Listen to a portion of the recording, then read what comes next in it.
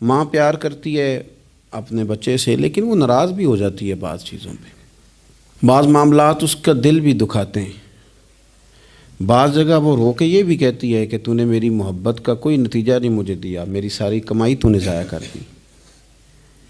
والد بہت ساری جگہوں پہ ناراض ہوتا ہے، شکوہ کرتا ہے، کہتا ہے میری بیماریوں کی، پریشانیوں کی، بڑھاپے کی، کمزوریاں کا سبب بیٹے تو ہی بن گیا۔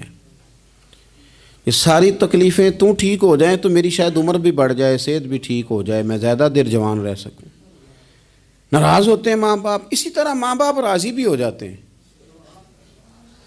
وہ بڑی جلدی راضی ہو جاتے ہیں۔ میں اکثر کہتا ہوں کہ والد کو راضی کرنے میں 5-7 منٹ لگ جاتے ہیں، اماں تو 1.5-2 منٹ میں راضی ہو جاتی ہے۔